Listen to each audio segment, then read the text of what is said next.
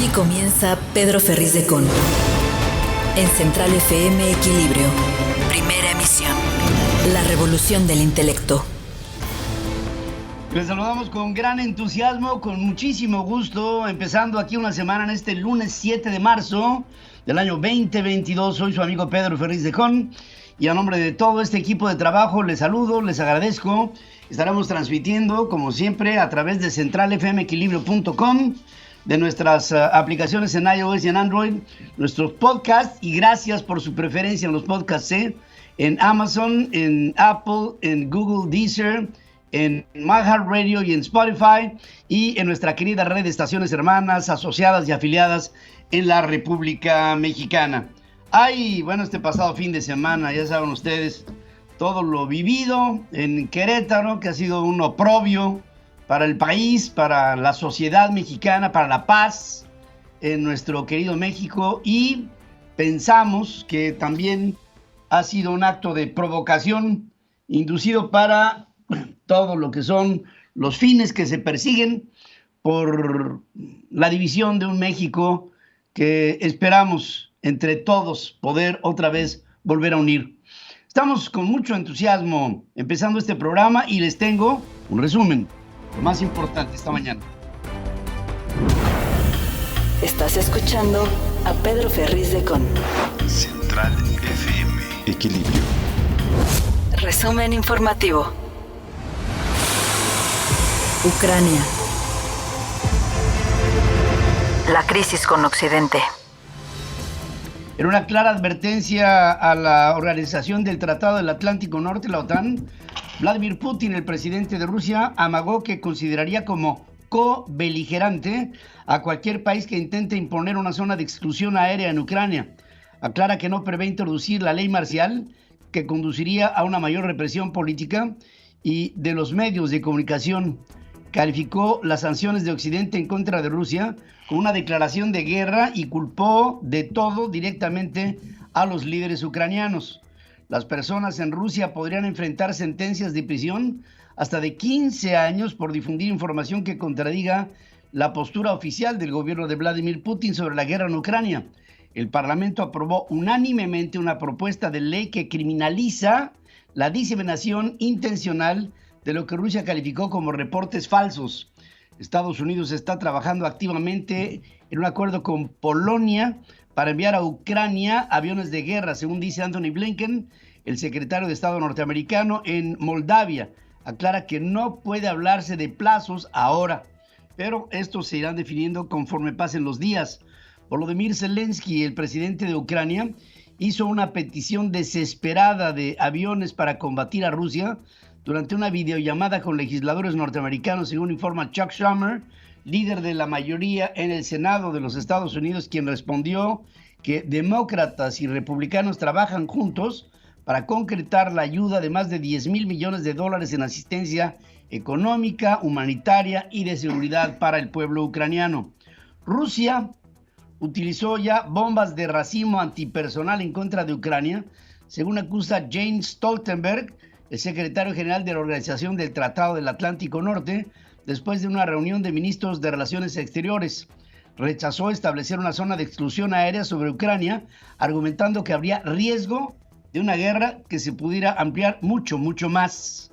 Allies agree that we should not have NATO planes operating over Ukrainian airspace or NATO troops on Ukrainian territory. Bueno, los aliados están de acuerdo en que no deberíamos de tener aviones de la OTAN operando en Ucrania, en el espacio aéreo, y ni tampoco tropas de la OTAN en territorio ucraniano. Lindsey Graham, el senador republicano de los Estados Unidos, pidió que alguien en Rusia asesine a Vladimir Putin para hacer un gran servicio a su país y al resto del mundo. Declaraciones que Anatoly Antonov, embajador de Moscú en Washington, calificó como indignantes e inaceptables. How does this end for somebody in Russia to take this guy out? Dice, ¿y cómo sonaría para alguien en Rusia que pudiera sacar a este hombre de la jugada, como diciendo, matarlo? Rusia reanudó la ofensiva sobre 2 ciudades sitiadas desde el sudeste de Ucrania, incluido el estratégico puerto de Mariupol, según informa Igor Konstantinov, que es el portavoz del Ministerio de la Defensa de Rusia. Anton Gerashenko, asesor del Ministerio del Interior de Ucrania, asegura que las evacuaciones en corredores humanitarios designados en Mariupol y en Volnovaya fueron suspendidas por los intensos cañoneos que hay en la zona. Al menos 3 civiles que huían de la ciudad de Irpin, a las afueras de Kiev, murieron durante un ataque de las fuerzas rusas, de acuerdo con una crónica narrada por The New York Times. Las tropas rusas se preparan para bombardear Odessa, ciudad estratégica y principal puerto de Ucrania, según advierte el presidente Zelensky, calificando la acción como un crimen histórico. El Servicio de Seguridad de Ucrania indicó que las fuerzas rusas disparan cohetes en contra de un instituto de física en Kharkov, donde hay materiales nucleares y un reactor. Alertó que podría producirse un desastre de gran magnitud. La policía detuvo a más de 4.300 personas el domingo por protestas efectuadas en toda Rusia en contra de la invasión a Ucrania. La tercera ronda de negociaciones Rusia-Ucrania se realizará hoy, según anuncia David Arakamia, miembro de la delegación ucraniana. En la segunda ronda tampoco se logró detener los combates, pero se acordó la apertura de corredores humanitarios. Emmanuel Macron, el presidente francés, habló de nuevo por teléfono con Vladimir Putin desde el Palacio del Elíseo. Compartió que obtendrá sus objetivos en Ucrania por negociación o por guerra y aclaró que no fue su intención proceder en contra de los ataques que se hicieron a la principal central nuclear de Ucrania. El Papa Francisco rechazó la afirmación de Vladimir Putin sobre que Rusia lleva a cabo una operación militar especial en Ucrania y contestó así. In Ucraina scorrono fiumi di sangue e di lacrime. Non si tratta solo di un'operazione militare, ma di guerra che semina morte, distruzione e miseria. En Ucrania fluyen ríos de sangre y de lágrimas. No se trata de una operación militar, sino de una guerra que siembra muerte, destrucción y miseria, dice el Papa. El Fondo Monetario Internacional advirtió que los ya serios impactos económicos globales de la guerra ruso-ucraniana serán más devastadores si el conflicto se intensifica. Destaca que el incremento de precios tendrá efecto en todo el mundo y que los hogares de bajos ingresos serán los más afectados en gastos por alimentos y energía. Representan una proporción mayor del presupuesto que en promedio tiene un ucraniano. Visa, Mastercard y American Express anunciaron la suspensión de sus operaciones en Rusia como parte de las sanciones de guerra por el caso ucraniano. La compañía de redes sociales TikTok dijo también que saldrá de Rusia por la ley que restringe lo que los medios pueden decir sobre la guerra en Ucrania. Microsoft informó que suspenderá nuevas ventas de sus productos y servicios en Rusia. FedEx hará lo mismo, según sumó a Bielorrusia en esta política. El regulador de las comunicaciones de Rusia bloqueó el acceso a Facebook, a Meta Platforms Incorporated y a Twitter, según informan agencias rusas Interfax y RIA Novosti. La embajada de Ucrania en México acusó a los medios rusos estatales de propagar desinformación y llamó al gobierno mexicano a retirar el servicio a RT, esta plataforma de noticias de Rusia, a cargo del Sistema Público de Radiodifusión del Estado mexicano, en donde se encuentran canales oficiales y culturales. Víctor Coronelli, embajador de Rusia en México, elogió la decisión del presidente López Obrador de abstenerse a aplicar sanciones a ese país, así como de enviar armamento a Ucrania. Dijo que la postura es muestra de la independencia que tiene México en política exterior y confirmó que tras la invasión rusa a Ucrania se mantuvieron en constante diálogo con las autoridades mexicanas. Con una bandera de más de 30 metros de largo, ciudadanos ucranianos y rusos marcharon hacia el Monumento a la Independencia en contra de la guerra y en apoyo aéreo de Occidente. La administración de Joe Biden, presidente de los Estados Unidos, frecuentemente está en desacuerdo con las respuestas que Andrés Manuel López Obrador da para enfrentar diversos retos en México, como la desigualdad y la corrupción, según reconoce Juan González, responsable para América Latina del Consejo de Seguridad Nacional de la Casa Blanca. Al hablar sobre la reforma eléctrica y la violencia en contra de periodistas, hay una serie de aclaraciones que son para la Casa Blanca un agravio de parte del gobierno del presidente López Obrador. Sin entrar en detalle, reconoce que diversas compañías privadas estadounidenses quisieran que el gobierno de Biden fuera más vocal al denunciar las políticas de López Obrador, pero apuntó que calibraron los mensajes para poder trabajar con el gobierno mexicano. Sobre la invasión a Ucrania, dice que en estos momentos esgrimir neutralidad entre las partes no tiene cabida como una posición válida. Fíjense lo que son las cosas. El Centro de Control México del Aeropuerto Internacional Benito Juárez, el radar central de las operaciones, se quedó sin energía eléctrica por casi 3 horas, lo que ocasionó la demora de por lo menos 60 vuelos que estaban ahí en modo espera, según informan fuentes aeroportuarias. José Alfredo Covarrubias, secretario general del Sindicato Nacional de Controladores de Tránsito Aéreo, reprochó que supervisores de la torre de control sugirieron a los controladores el uso de la aplicación Flight Radar 24 para vigilar los vuelos, pero ustedes saben lo que es que un radar se quede sin energía eléctrica. Un radar en una torre de control en un aeropuerto internacional. Y luego, ¿por qué estamos en zona 2 en navegabilidad aérea en los espacios aéreos mexicanos? La Secretaría de Hacienda otorgará un estímulo fiscal adicional al del impuesto especial sobre producción y servicios vigente hasta el 2024 como medida para contener el incremento de precios del petróleo y en consecuencia los de las gasolinas. De acuerdo con un decreto publicado en la edición vespertina del Diario Oficial de la Federación, este apoyo se otorgará a quienes venden estos combustibles mediante el impuesto sobre la renta y el impuesto al valor agregado, además de que se dará cuando la Secretaría de Hacienda haya otorgado el IEPS al 100% y consistirá en una cierta cantidad por litro de combustible vendido. Ya no sabe el gobierno mexicano qué hacer para contener. Yo recuerdo en campaña, el señor López Obrador decía que él iba a mantener el precio de la gasolina en 10 pesos el litro. Bueno, vamos en más del doble y esto no lo para nada. En el primer mes del 2022, el gasto de la Secretaría de Energía tuvo un incremento anual del 108.3% por la construcción de la refinería de Dos Bocas en Tabasco. Desembolsó 27.094 millones de pesos, de acuerdo con el informe mensual de Finanzas Públicas de Hacienda. Este monto contrasta con los 12.150 millones de pesos corrientes erogados por la misma dependencia durante el primer mes del 2021.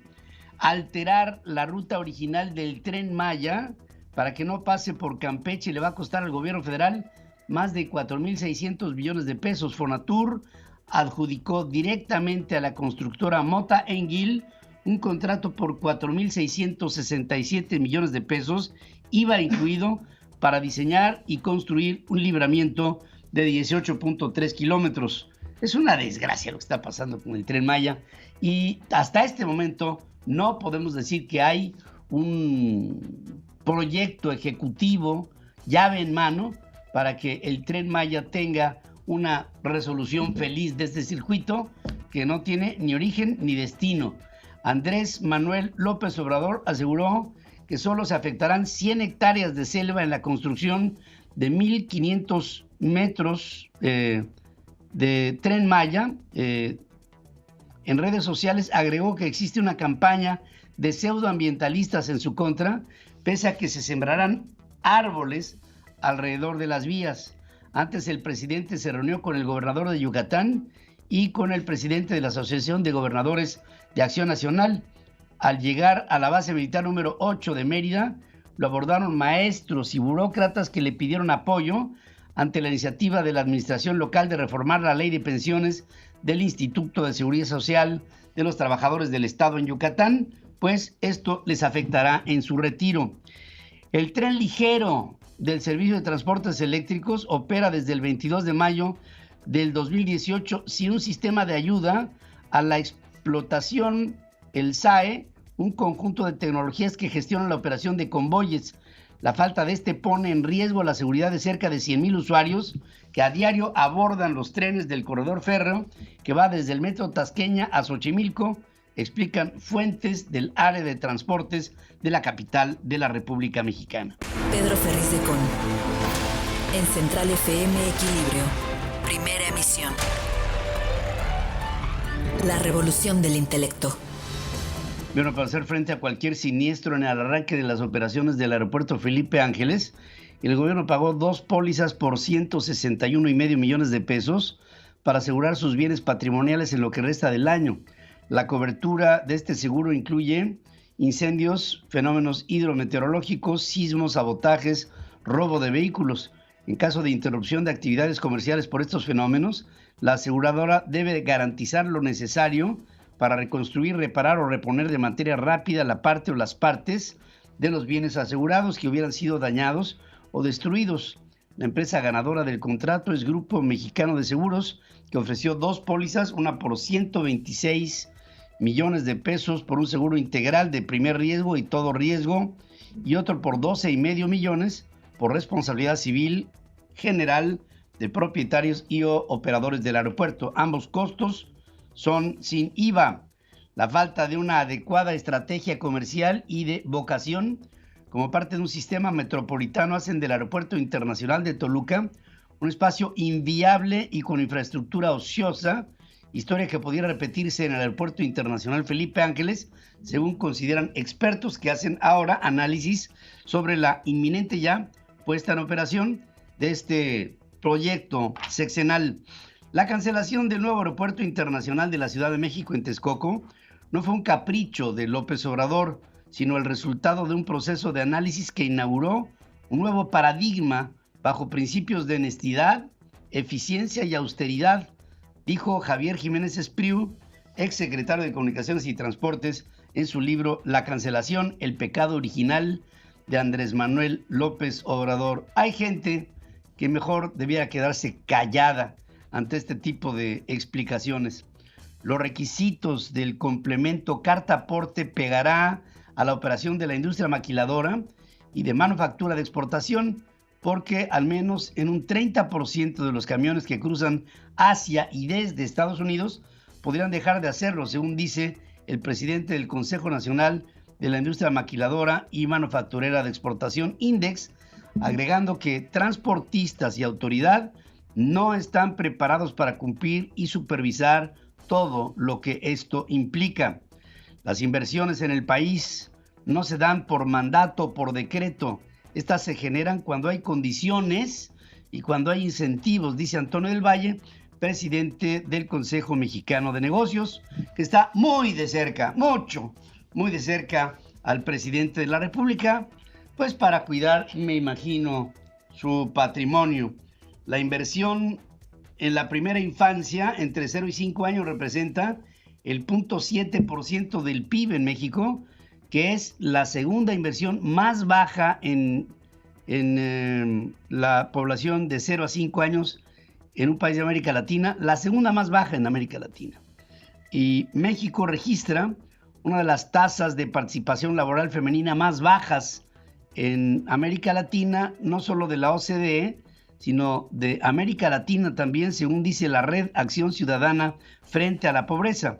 Agrega que si bien se recuperaron niveles de ocupación previos a la pandemia, también se restauraron y agudizaron las condiciones laborales precarias, con trabajo sin remuneración suficiente, sin seguridad social y sí, por supuesto, sin contrato. Mario Delgado, este ridículo líder, si es que se le puede llamar líder, de Morena, fue recibido así en Oaxaca cuando se empezó con este, y habla igualito que López Obrador, habla así, mueve la manita y habla de los conservadores y miren ustedes cómo le fue. ¡Respeto! ¡Eso, los funcionarios corruptos!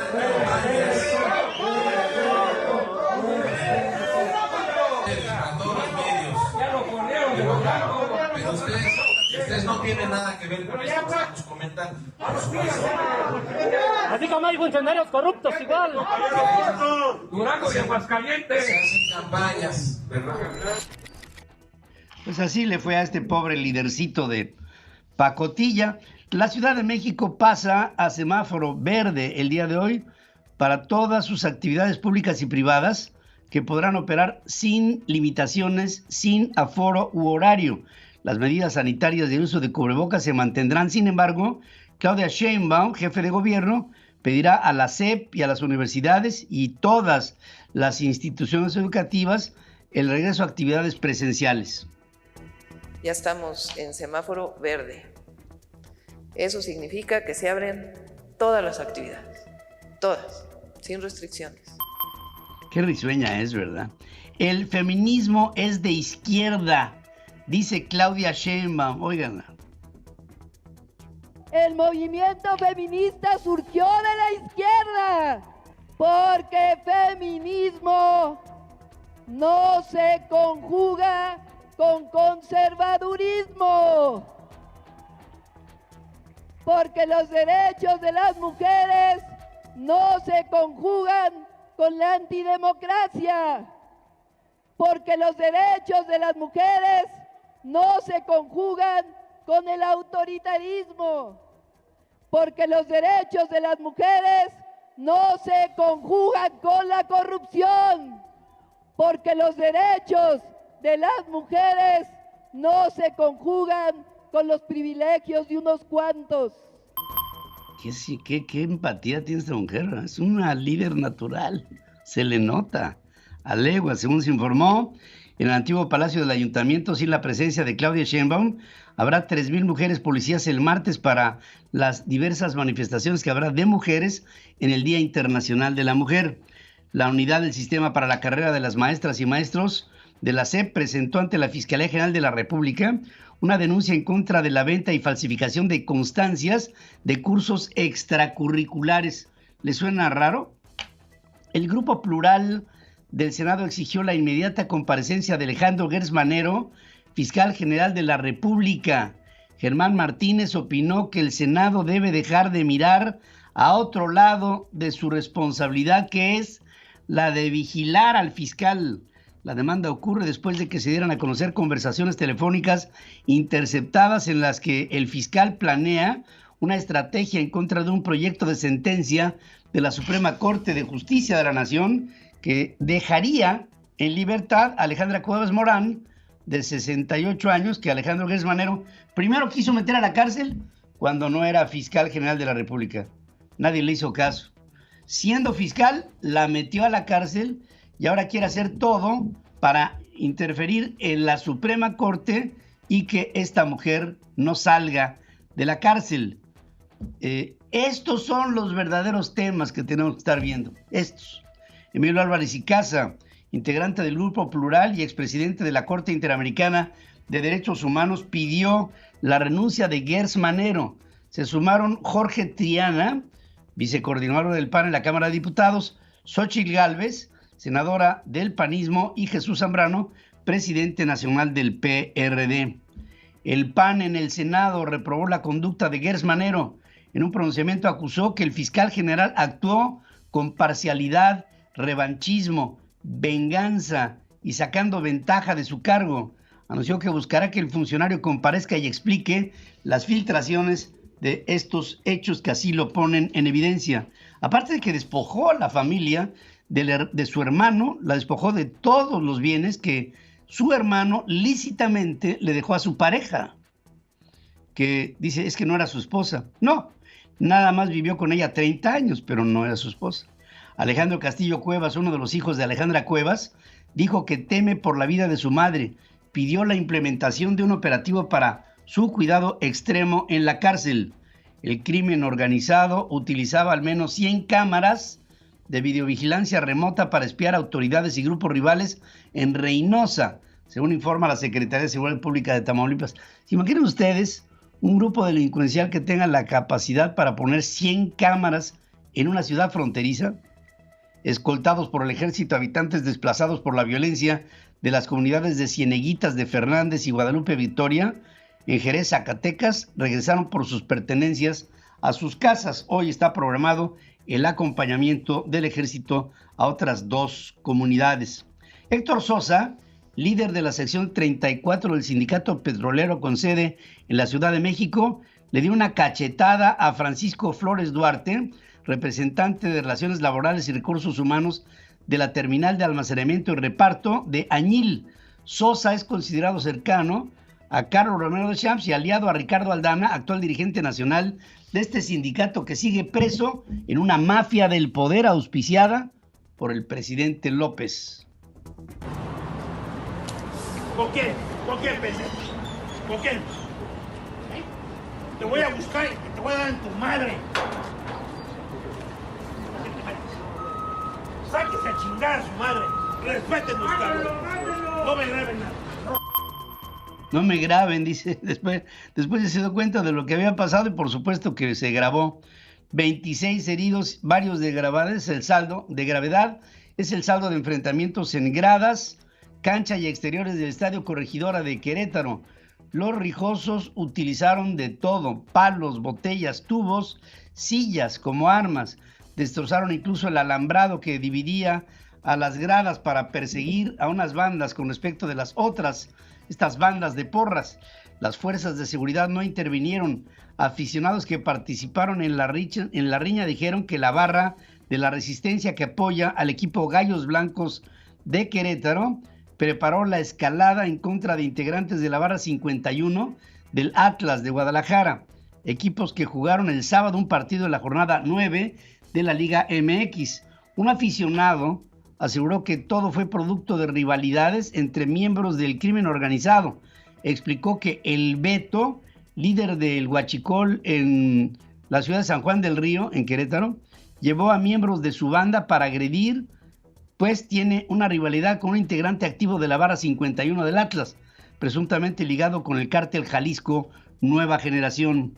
Mauricio Curi, gobernador de Querétaro, admitió que fue insuficiente y tardía la respuesta de la autoridad estatal. Lo dijo así: reconozco que pese a ello es evidente que el estado de fuerza pública fue insuficiente y no actuó con la prontitud que se ameritaba. Estamos ya haciendo la investigación correspondiente, porque aunque no hay muertos, no podemos decir que no es una tragedia y no podemos permitir que se politice. Y el propio gobernador envió un duro mensaje a los responsables, hablando así: esto no va a quedar impune. Yo me quiero dirigir a ti, criminal. No me importa dónde estés, dónde hayas nacido o dónde te estés escondiendo. Voy a dar contigo. Lo que hiciste ayer lastimó y ofendió a todas las familias queretanas y de todo el país. Voy a dar contigo. No mereces estar en las calles queretanas. No mereces andar en libertad. Vamos a platicar de esto un poco más adelante porque aquí hay un trasfondo muy grande. El gobierno de Joe Biden puede mantener activa la norma sanitaria conocida como el Título 42 para expulsar de manera express a migrantes, pero solo a sitios donde no sean perseguidos o torturados, según dictamina la Corte Federal de Apelaciones del Distrito de Columbia.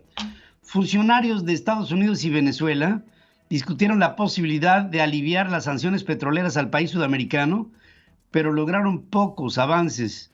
Especialistas dicen que es parte del esfuerzo de Washington por separar a Rusia de uno de sus aliados clave. Gustavo Óscar Zanqueta, obispo argentino de 57 años, considerado un hombre muy cercano al Papa Francisco, fue condenado a 4 años, 6 meses de prisión efectiva por abuso sexual en contra de 2 seminaristas, de acuerdo con el fallo de un tribunal de la ciudad de Orán, que ordenó su detención inmediata. Y al menos 56 personas mueren, 194 resultan heridas en un atentado suicida reivindicado por un grupo yihadista del Estado Islámico durante la oración del viernes en contra de una mezquita chiita en Peshawar, esto al noroeste de Pakistán. Corea del Norte disparó al menos un proyectil no identificado, Según informan Fuerzas Armadas surcoreanas, en la 9ª supuesta prueba de misiles este año en ese país con armas nucleares. Corea del Norte otra vez trata de incorporarse al escenario de inestabilidad que hoy se vive en el mundo. Hacemos un corte, 19 minutos después de la hora regreso con más información. Hoy les estoy haciendo, para que vayamos pensando, les estoy haciendo esta pregunta en nuestras formas de consulta. Y dice, ¿podría haber sido una acción provocada la batalla campal del Estadio La Corregidora en Querétaro a fin de desviar la atención a temas como Gers Manero o la Casa Gris? Hasta este momento que estamos hablando, el 76%, 3 de cada 4 personas me dice, por supuesto que el asunto de La Corregidora, del estadio, pudo haber sido una acción provocada. Una cuarta parte dice lo contrario. Yo les agradezco que pasen a nuestras formas de consulta en www.centralfmequilibrio.com, @centralfmequilibrio en el Twitter y @Pedro Ferriz. Ahí estamos como siempre para servirle, para escucharle y para atender todas sus observaciones. Pedro Ferriz de Con y su editorial. En Central FM. Equilibrio. Después de lo sucedido ahí en el Estadio de La Corregidora este pasado sábado, empezaron a presentarse muchos escenarios que pusimos sobre la mesa. Incluso estuvimos platicándolo con las redes sociales a lo largo de la jornada, después de que todo esto sucedió, que fue impactante por todos lados. Pero después de darle muchas vueltas, empezó la propia Cuarta Transformación a darnos algunos datos que nos llevaron a tener un escenario que puede ser posible. Antes del Estado de la Corregidora, había 2 temas prevalecientes, ¿no? A nivel nacional. Uno, el hijo incómodo del presidente, uno de los hijos incómodos del presidente, José Ramón López Beltrán, y la Casa Gris. Empiezan a surgir más eventos sobre Baker Hughes, una serie de contratos en Petróleos Mexicanos, hasta llegar a más de 12.500 millones de pesos para este contratista petrolero de los Estados Unidos, en donde entre uno de sus funcionarios le da una casa al hijo del presidente para vivir en ella durante un año, en el que se dispersó todo ese dinero hacia Baker Hughes. Y por otra parte, las conversaciones telefónicas que se dan entre Alejandro Gers Manero y un ministro dentro del poder de la Suprema Corte de Justicia de la Nación para tratar de interferir en un caso que al propio Gers Manero le interesa, porque se trata de haber metido a la hija de la que fuera pareja de su hermano, familia a la que le quitó todos sus bienes, y después metió a la hija de la pareja de su hermano a la cárcel, al no haber podido meter a la pareja de su hermano, que por edad ya no podía ir a la cárcel. Y este hombre, en su idea de quedarse con todo lo de la familia de su hermano, pues hizo todo para, en un acto artero, abusivo del poder, vil, yo diría hasta miserable, hacer lo que hizo con la familia política de su hermano carnal, que muere y que acusa a Gers Manero a la familia del hermano de haberlo matado. Y claro, se quedó con sus bienes, entre otras cosas, ¿no? Con los bienes de la familia. Esos temas eran, digamos, dominantes, ¿no? Ahora, ¿qué pasaba mientras tanto en Querétaro? Bueno, el gobernador se iba a Europa a una reunión en la que atraería algunos capitales a Querétaro. Estaba a punto de salir. La Corregidora, un lugar tradicionalmente tranquilo en Querétaro, una de las ciudades y uno de los estados con mayor empleo, con menor nivel de violencia o de inestabilidad social. Un lugar tranquilo. Acabamos de estar ahí y lo que se respira en Querétaro es esa tranquilidad. Pero empezamos a ver mensajes como este que le estoy presentando de Pigmenio Ibarra, que dice: En el muy panista estado de Querétaro duerme y opera sin sobresaltos el crimen organizado. Como en Guanajuato, también panista, lo domina todo. Los atroces crímenes en el estado de Corregidora muestran que ahí el conservadurismo engendró el huevo de la serpiente.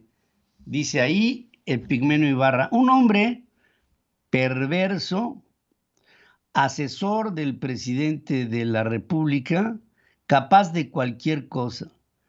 Y aquí hay otro tuit que también me llevó al escenario que les voy a plantear.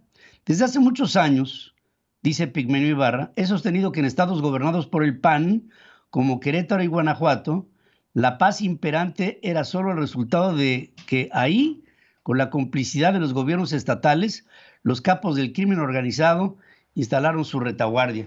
Bueno, estos dos recados de Pigmenio me hacen pensar que el asunto de la corregidora es un acto de provocación del propio gobierno de López Obrador en un estado panista, bien lo dice Pigmenio, que por cierto, fíjense, en la contienda está Querétaro y Jalisco, ambos, en términos públicos, oponentes a Morena, Movimiento Ciudadano, en donde gobierna Enrique Alfaro, y Mauricio Curi, panismo, en donde gobierna en Querétaro. Con un gobernador saliendo del estado, era el escenario perfecto para hacer una trifulca que acabara en lo que acabó, en un tremendo escándalo, que esta bronca pudo haberse dado en el estadio de la Corregidora, o en el del Atlas, o en el Pirata Fuente de Veracruz, o en el Estadio Azteca, en la capital de la República Mexicana. Pero se vino a dar justamente en Querétaro, en un momento en donde el cálculo era que Mauricio Curi no habría estado ahí. Afortunadamente tomó la decisión de no salir, estando en la sala de última espera para subirse al avión que lo llevaría a estas negociaciones en Europa. El gobernador se salió, se regresó a su coche y se fue a Querétaro a enfrentar el problema. Pero por lo que dice Pigmenio, todo estaba preparado para hacer en un estado panista este escándalo, esta masacre y sobre todo este signo de una inestabilidad en la que el propio Pigmenio dice, ahí se aloja la cabeza de la serpiente, haciendo ver que es no México, eso es lo que menos le importa a Pigmenio, sino que es un estado del PAN. Y bajo esta perspectiva, en un estado de empleo completo, de buenos salarios, de buen ingreso, de estabilidad social, ahí se gesta una bronca entre un grupo de huachicoleros contra presuntamente una célula del cártel Jalisco Nueva Generación. ¿Bajo qué perspectiva? Una que es muy sencilla. La delincuencia en México camina de la mano del gobierno de Andrés Manuel López Obrador. Y esto que se dio en el estadio de la Corregidora, desde mi punto de vista, es mi punto de vista, y así lo estoy planteando, sé a lo que me estoy enfrentando. Esto fue pactado entre el gobierno, la delincuencia, Pigmenio Ibarra como puente, que ya tenía toda la mecánica para hacer sentir que esta inestabilidad presentada en el estadio de la Corregidora era en un estado del PAN. No en otro lado, sino del PAN. Afortunadamente, el gobernador no se fue.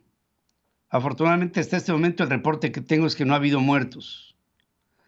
Afortunadamente, hasta donde sé, esto que ha pasado en la Corregidora no altera el estado de tranquilidad del estado de Querétaro, porque es un estado que tiene tranquilidad. Este foco de violencia, perdónenme, fue planeado, fue pactado entre la delincuencia y Pigmenio para sacar esto adelante haciendo ver que Querétaro es un estado panista inestable, en donde se aloja la cabeza de la serpiente. No sabemos, pero sí intuimos que la cabeza de la serpiente va todos los días a platicar con la serpiente misma en Palacio Nacional. Epigmenio Ibarra, con estos tweets, lo que mostró, para los que podamos leer esto, es que esto lo planeó para que le salieran mal las cosas al PAN. Y con ello, muy sencillo, ¿en dónde está Gers Manero? ¿En dónde está la Casa Gris? Cuando tenemos este grado de inestabilidad en Querétaro. No. Epigmenio bien ha leído a Maquiavelo. Y eso está bien, Epigmenio. Pero recuerda que yo también, ¿eh? La entrevista con Pedro Ferriz de Con. Central FM. Equilibrio. Quiero agradecer a Larry Rubin, presidente de la American Society y representante del Partido Republicano en México, el que toma esta comunicación. Larry, good morning. Good morning, Pedro. ¿Cómo te ha ido? Muchísimas gracias. Es un placer saludarte, Larry. ¿Cuál es tu opinión o cuál es el sentimiento que hay del partido que tú representas de los Estados Unidos en nuestro país y de la American Society sobre la postura del gobierno de López Obrador en torno a la invasión rusa en Ucrania? Claro, muy buena pregunta, Pedro. Bueno, pues yo creo que cualquier invasión armada de un país a otro, como lo que ha sucedido con Rusia y Ucrania, requiere de la unidad de todos los países. Yo sí soy del pensar que México debiera, en estos momentos donde Estados Unidos pues está pidiendo el apoyo de todos,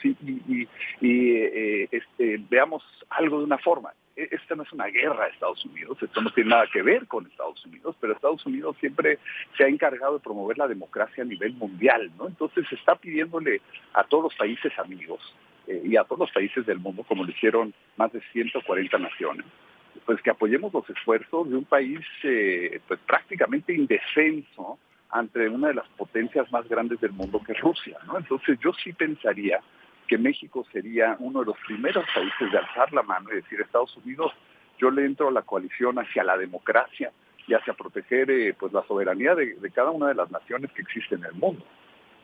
Ahora, si bien es cierto lo que tú dices es sensato, en el terreno de la diplomacia y de los hechos, el gobierno de López Obrador no ha castigado a Rusia, no ha habido sanciones específicas, no ha habido una reacción acorde con los países aliados de Occidente, y se sigue estimulando la idea de, no obstante, hay espacios aéreos que impiden una comunicación directa, pero no le han impedido la entrada ni a Aeroflot, ni han dejado de comprar fertilizantes de Rusia, ni han roto relaciones diplomáticas con Rusia, ni nada. O sea, la postura es, pues prácticamente es pro Rusia, porque no, o sea, condenan con palabras la invasión, pero en la práctica lo que están haciendo es lo contrario. Y pues bueno, creo que hemos visto en esta praxis, ¿no? Que países como China e India también han sido un poco más tímidos en verdaderamente ser y actuar hacia con Rusia.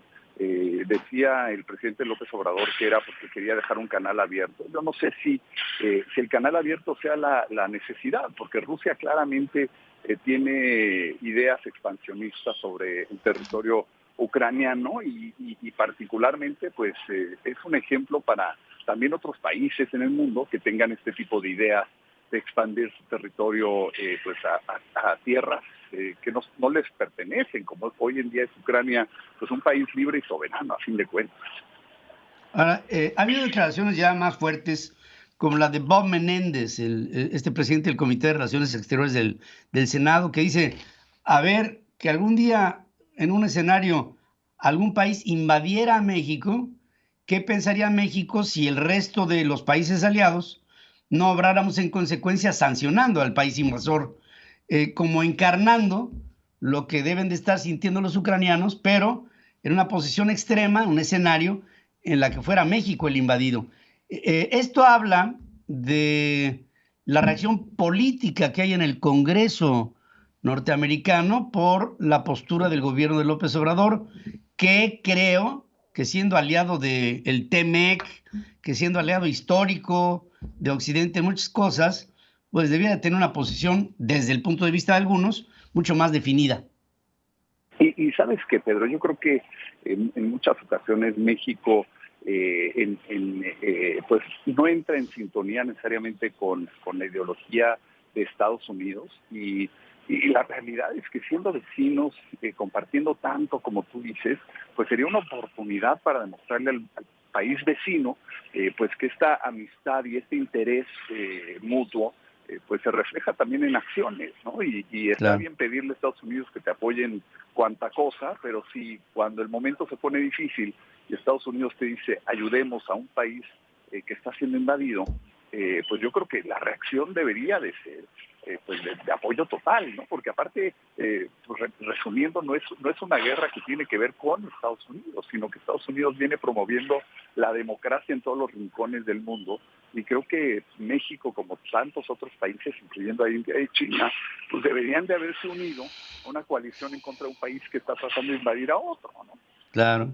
Ahora, esas cosas, Larry, yo pienso que se guardan en un cajón de facturas pendientes por cobrar, porque aparte de esta posición en torno a Ucrania, hay otras, digamos, iniciativas políticas en México que están metiéndole ruido a la relación con Estados Unidos. Hablo de la ley de la industria eléctrica, por poner un ejemplo. Hablo de los problemas que ha habido entre México y Estados Unidos por gasoductos, por poliductos, por contratos, por energías fósiles, por energías renovables. En fin, la agenda es muy amplia.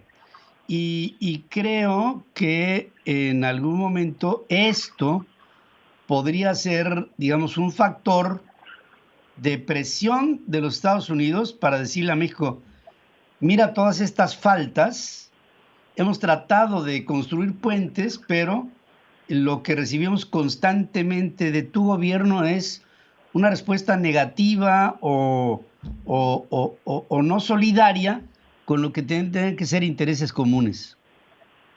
Ahí es donde yo creo que México tendría una oportunidad de oro, ¿no? Y cuántos otros países no quisieran compartir con la economía más grande del mundo territorio, ¿no? Y a fin de cuentas México está en la privilegiada posición de ser el socio comercial pues, de Estados Unidos. Yo creo que hay que sacarle mucho más jugo, ¿no? El tema energético, tú y yo lo hemos platicado, Pedro. Yo creo que en vez de estar pensando en una contrarreforma, habría que pensar cómo fomentarlo y hacerlo crecer más, porque eso va a traer inversión, va a traer empleo, va a traer un montón de beneficios a México, y que se esté pensando en el legislativo de cómo cambiar algo que hoy funcione, pudiera funcionar mejor para el país, para México, se está viendo hacia atrás, ¿no? Es un poco como si se estuviera pensando que estamos en los 70s, y la realidad es que ya no estamos en los 70s.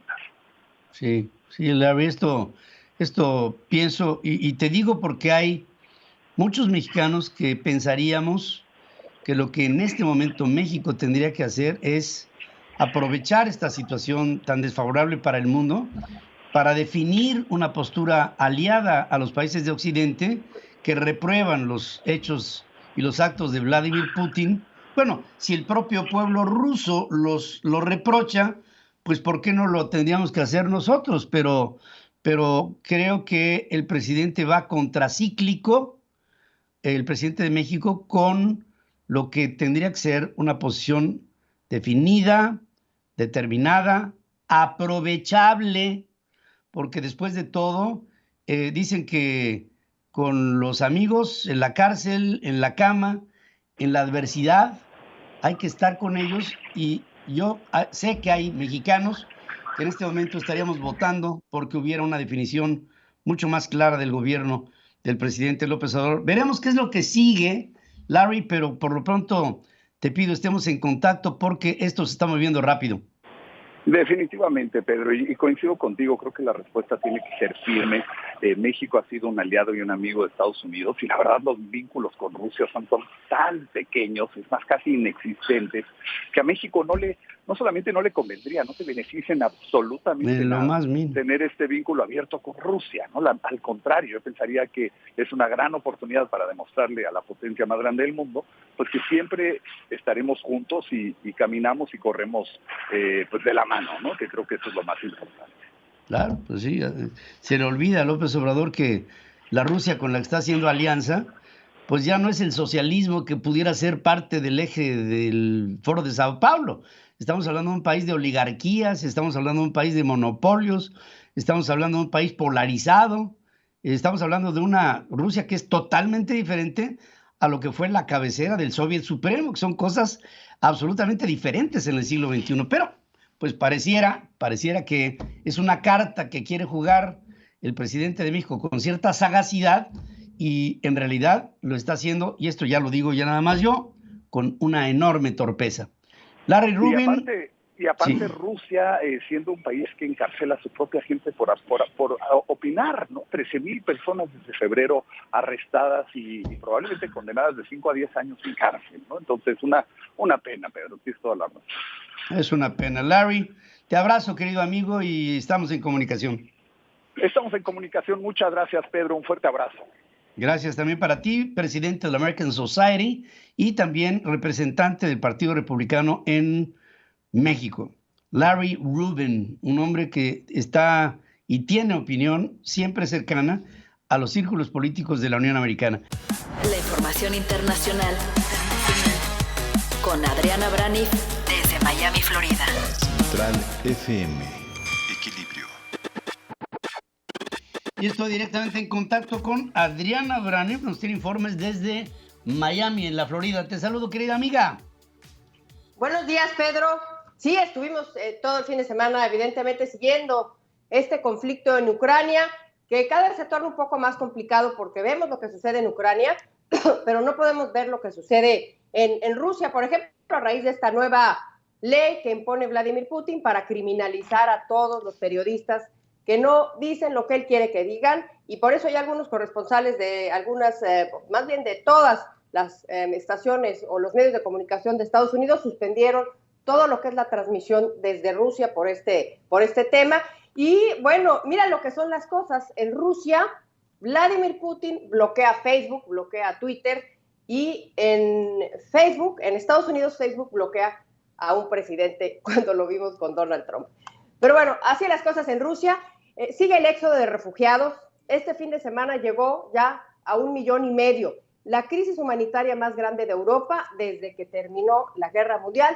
Todos quieren salir, pero no todos han podido hacerlo. Este fin de semana se iba a facilitar la salida de la población civil. Se habían acordado corredores humanitarios que no se respetaron. La evacuación fue imposible. Y el presidente Zelensky, hoy ya sabemos, ícono mundial de la resistencia, el nuevo héroe mundial, pues el fin de semana hizo peticiones desesperadas de ayuda, y de eso quiero hablar el día de hoy contigo. El sábado hizo una reunión Zoom con más de 160 congresistas en Estados Unidos y pidió varias cosas. Básicamente pidió 2 cosas que son muy delicadas y que no pueden ser otorgadas tan fácilmente por parte ni de Estados Unidos ni de la OTAN. Esas 2 peticiones que hizo Volodymyr Zelensky fueron que se imponga una zona de exclusión aérea sobre Ucrania y 2, un embargo petrolero en contra de Rusia. La primera petición, que se imponga una zona de exclusión aérea en el cielo de Ucrania. Bueno, una zona de exclusión aérea pues es que en determinada zona no se permitan vuelos de ningún tipo o de cierto tipo. Zelensky lo está pidiendo, ¿por qué? Porque Rusia está bombardeando a Ucrania. A bote pronto suena como una petición razonable, pero este es un movimiento muy riesgoso, es un movimiento casi de suicidio para el mundo. ¿Por qué? Porque la medida no es así de sencilla. Junto con la prohibición de vuelos a Ucrania, pues viene también la represalia si no se cumple. Y esas represalias son militares. Y entonces estaríamos hablando de que si un avión ruso traspasa la zona de exclusión, pues sería derribado por algún misil o por algún avión de Estados Unidos o de la OTAN. Y en ese momento, esa guerra cambiaría de ser de una guerra en el centro de Europa, sí, la más grande desde que terminó la Segunda Guerra Mundial, pero una guerra en Europa, hacer una guerra mundial con consecuencias nucleares. Así de difícil la decisión. En este momento ya se estarían enfrentando las dos potencias nucleares del mundo, Estados Unidos y Rusia. Y esto pues tendría consecuencias catastróficas para el mundo. Anthony Blinken ya dijo el fin de semana que esto está fuera de la mesa. Y para Zelensky, esto de no concederle establecer esta zona de exclusión aérea, pues es como darle luz verde a los rusos para que lo sigan bombardeando.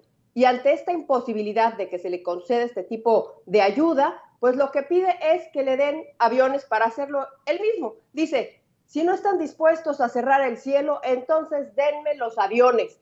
Y eso es lo que está sucediendo, eso es lo que se aprobó. Este fin de semana ya llegaron estas naves de países de Europa del Este, miembros de la OTAN, Pedro. Pues esto pone en entredicho a la OTAN de principio, porque lo que dice Vladimir Putin es cualquier tipo de acción que venga de parte de miembros de la OTAN implicaría la multiplicación de este conflicto, y creo que en este momento la OTAN está mucho más que cautelosa en que nada de lo que haga pudiera ser vinculante con el conflicto de Ucrania, porque entonces Vladimir Putin lo que tendría que hacer sería cumplir su amenaza de empezar a atacar a países de este bloque europeo. Sí, esto prácticamente sería un semi-involucramiento en el conflicto sin mandar tropas. El otro punto, rápidamente, lo que pide Zelensky también es un embargo petrolero a Rusia. Esa es la segunda petición que hace este fin de semana Volodymyr Zelensky. Dice que esta sanción de embargo petrolero sería mucho más fuerte para Rusia, mucho más que esta medida de desconectar a los bancos rusos del sistema SWIFT. Pero la Casa Blanca pues también se opone a esto porque causaría un daño global a los mercados energéticos, aumentaría la inflación. El fin de semana ya en promedio, el promedio nacional de la gasolina llegó ya a $4 por galón, en California a 5, esto está subiendo. Rusia es el tercer productor de petróleo a nivel mundial y las sanciones aplicadas ya están dificultando que exporte ese petróleo. Y la pregunta obvia sería, la Casa Blanca, ¿qué estaría pensando? ¿De dónde podría estar sacando este petróleo? Pues resulta que ese otro que vende petróleo pues es Venezuela. Venezuela. Lo que se conoció este fin de semana, Pedro, es que oficiales de Estados Unidos ya viajaron a Venezuela para reunirse con Nicolás Maduro. Este viaje pues es el de mayor nivel que se ha dado en muchos años. Como sabemos, Estados Unidos rompió relaciones diplomáticas con Venezuela hace mucho, se impuso un embargo económico, Donald Trump sancionó las exportaciones petroleras de Venezuela, reconocieron a Juan Guaidó como presidente legítimo, pero este viaje que se da ahora se ha interpretado como que Estados Unidos está poniendo atención, está volteando a ver a los aliados de Vladimir Putin en Latinoamérica y podría estarse negociando restaurar este comercio petrolero con Venezuela en caso de que sí se decida imponer sanciones petroleras en contra de Rusia. Ahora sí que petróleo ruso por venezolano. Y le adelanto al auditorio que Biden estaría planeando también hacer una visita próximamente. No es oficial, pero lo están platicando ahí en la Casa Blanca según Axios, ir a hacer un viaje a Arabia Saudita, ¿sí? Por los mismos motivos, petróleo, otra canasta. Abrir por si se decide esta petición de Zelensky de poner un embargo petrolero a Rusia, Pedro. Fíjate que el involucramiento de Venezuela en el proceso de compra extraordinaria de Estados Unidos sobre temas petroleros compromete también al gobierno de Maduro ante Vladimir Putin. Se me hace que ahí no veo una situación muy definible de, sí, un conflicto que, como tú bien lo apuntas, ya he estado observando a los puestos de venta de gasolinas en los Estados Unidos, se está incrementando de manera importante el precio del combustible, aparte de que esto, si aquí en los Estados Unidos tiene una repercusión, en Europa es mucho mayor. Sí, y nada más para finalizar, Pedro, no hay que perder de vista lo que sucedió. Maduro y otros aliados rusos han puesto su rayo en la guerra en Ucrania, porque Venezuela, Nicaragua, Cuba se abstuvieron de votar en la resolución de la ONU la semana pasada para condenar la agresión a Rusia, y eso pues es un indicativo de que a lo mejor sí está Maduro dejando la puerta abierta para pues vender su petróleo otra vez a Estados Unidos. Finalmente antes del embargo petrolero venezolano, hasta refinerías se construyeron allí en el Golfo, en Estados Unidos, justamente para procesar el petróleo venezolano en alguna época de la historia. Fíjate que, pues bueno, obviamente el asunto en esta semana, vamos a ver un escalamiento del conflicto, vamos a ver más crimen, vamos a ver más ataques, vamos a ver, creo, a una Rusia apretando a Ucrania lo más posible, en lo que Ucrania sigue pegando de gritos de auxilio, de solicitud de auxilio al resto del mundo occidental. Y bueno, esta semana será clave. Gracias, querida Adriana, como siempre, te mando un abrazo cariñoso allá en Miami. Gracias, Pedro, igual para ti. Resumen de noticias en la hora central con Pedro Ferriz de Con. Central FM. Equilibrio. Es la hora y les ofrezco un resumen de lo más importante que les estamos informando aquí en la hora central. Vladimir Putin amaga considerar como co-beligerante a cualquier país que intente imponer una zona de exclusión aérea en Ucrania.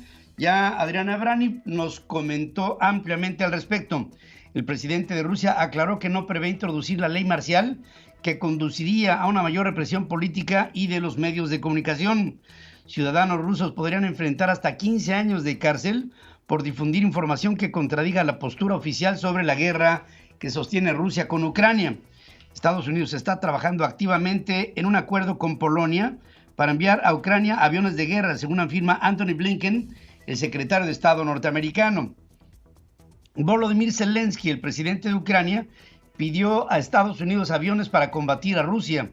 Chuck Schumer, líder de la mayoría en el Senado, responde que trabajarán para concretar la ayuda de más de $10,000 millones al gobierno del presidente Zelensky.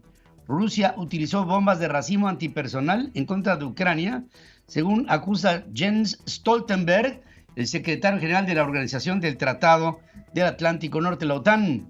Lindsey Graham, senador republicano por los Estados Unidos, pidió a alguien en Rusia que asesine a Vladimir Putin para hacerle un gran servicio al país y al mundo. Rusia reanudó la ofensiva sobre 2 ciudades sitiadas en el sudeste de Ucrania, incluido el estratégico puerto de Mariupol. El Ministerio del Interior de Ucrania aseguró que las evacuaciones en corredores humanitarios en Mariupol y Evalnovaya fueron suspendidas. Al menos 3 civiles que huían de la ciudad de Irpin, a las afueras de Kiev, murieron durante un ataque de las fuerzas rusas, de acuerdo con una crónica de The New York Times. Las tropas rusas se preparan para bombardear Odessa, una ciudad estratégica y principal puerto de Ucrania, advierte el presidente Zelensky. El Servicio de Seguridad de Ucrania alerta que Rusia dispara cohetes en contra del Instituto de Física de Kharkov, en donde hay material nuclear y un reactor. La policía detuvo a más de 4.300 personas el domingo por las protestas efectuadas en toda Rusia en contra de la invasión a Ucrania. La tercera ronda de negociaciones entre Ucrania y Rusia se realizará hoy, según anuncia David Arakhamia, que es miembro de la delegación ucraniana. Vladimir Putin dice que obtendrá sus objetivos en Ucrania por la negociación o por la guerra, según comparte con Emmanuel Macron, el presidente de Francia. El Papa Francisco rechaza la afirmación de Putin sobre que Rusia lleva a cabo una operación militar especial en Ucrania. Corren ríos de sangre y de lágrimas, según sostiene el Papa. El Fondo Monetario Internacional advierte que los ya serios impactos económicos globales en la guerra ruso-ucraniana serán más devastadores si el conflicto se intensifica. Estoy comunicándome con Julián Rementería. Este es un hombre que, como coordinador del PAN en el Senado, ha estado al frente de muchas causas. Una de ellas, la causa de la mujer. Julián, mañana, Día Internacional de la Mujer. Hay protestas de muchas mujeres, yo creo de una manera muy válida, muy lícita, de la poca atención que se le pone a la mujer, a su condición de género, en lo profesional, en lo social, en la República Mexicana. Y te saludo esta mañana. Efectivamente, como bien dices, el día de mañana se celebra el Día de la Mujer y lamentablemente no hay mucho que celebrar, más bien las protestas que seguramente habrá el día de mañana pues tienen una causa plenamente justificada porque encontramos un gobierno que a pesar de que dice defenderlas en los hechos no lo muestra. Tenemos datos que, bueno, son públicos, que son provenientes del Secretariado de Seguridad Pública, en donde con toda claridad muestran que los feminicidios han aumentado solamente de 2018 a 2021 un 12%. Además, datos que estoy viendo aquí el Secretariado, hubo pues 2.746 homicidios dolosos, es decir, en total 3.750 asesinatos de mujeres en un promedio de 10 en cada día. En 22 de las 32 estados se han declarado alertas de violencia de género. Las víctimas, por ejemplo, del 2020 a 2021 pasaron de 57,000 a 62,000. Cada hora 7 mujeres son víctimas de lesiones, 5 delitos contra las mujeres que impusieron récords en 2021. La violación que registró un incremento de 28%, la extorsión contra mujeres 17%, la violencia familiar 15%, la corrupción de mujeres menores de 6%, la violencia de género en todas sus modalidades 3% en comparación con el 2020. En 2021 se abrieron 21.189 carpetas de investigación por delito de violación, la cantidad más alta desde que se inició el registro en 2020, que fueron 16.544. Y la violencia familiar alcanzó un máximo histórico con un total de 253.739 carpetas de investigación abiertas, lo que representa un incremento del 15% con respecto a las 220,000 que se registraron en 2020. En resumen, Pedro, como ves, con estos datos no hay nada que celebrar por parte de las mujeres, más bien hay que seguir demandando que se haga algo precisamente para evitar esta violencia que pareciera se desborda porque la autoridad federal pues lo minimiza y francamente me parece que eso es absolutamente injusto cuando hablamos además de la mitad de la población que son mujeres en nuestro país. Por supuesto que sí, que desde el punto de vista de oportunidad de empleo, Julen, América Latina tiene países en los que, bueno, figuran en la tabla abajo, de los países que menos oportunidad da a la mujer para un trabajo digno. Y aparte de que México está en el segundo lugar de abajo para arriba, se eliminan los refugios, las estancias infantiles, la atención a mujeres con cáncer, en fin, pienso, una política anticíclica. La mujer necesita apoyos para ir a trabajar, dejando a sus hijos, y resulta que esto se elimina y pues el gobierno, yo me imagino que esta austeridad trasnochada que trae, pues le está quitando a la mujer una oportunidad para, o sea, ¿cómo le hace si no es así? Sí, mira, y por ejemplo, ejemplos muy claros. Ahora por razones de presupuesto, digamos que se regresaron el tema de este programa de las encuestas de las escuelas de tiempo completo, perjudicando precisamente a quien más perjudica es a las mujeres, a las madres solteras que tienen que dejar a sus hijos en las escuelas para poder asistir al trabajo. Ahora, con esta reducción que se está reflejando en muchos estados donde se están asumiendo como una obligación, que no lo es tal, pero bueno, así lo están asumiendo, bueno, pues resulta que está perjudicando precisamente a esa clase de la población o ese sector de la población que está diciendo el gobierno que más ayuda como protección a los pobres, como se llena la boca diciendo que primero los pobres y realmente a quien más está perjudicando es a la gente que más necesita. En este caso particular del retirar este programa de escuelas de tiempo completo a las mujeres en general, que son las que más ocupan, por razones de la cercanía que tienen con los hijos, que es más de la mujer que de los hombres, hay que confesarlo, y entonces lo que estamos viendo es que a la mujer es a la que están más perjudicando con esto.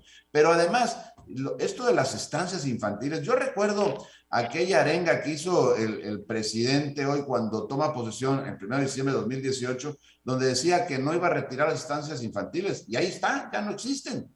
Ya lo que hay es simplemente el recuerdo de aquello y bueno, una gran cantidad de acciones que lo que ha venido provocando es pues por supuesto una incomodidad y no por querer manifestarse, sino porque hay una afectación real a las mujeres que está provocando que pues ellas se sientan desamparadas ante un gobierno que parece que ni las ve ni las oye.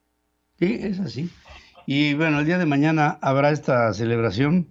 Desafortunadamente, en este tipo de manifestaciones, no sé si incidido por algún lado, pero hay manifestaciones violentas.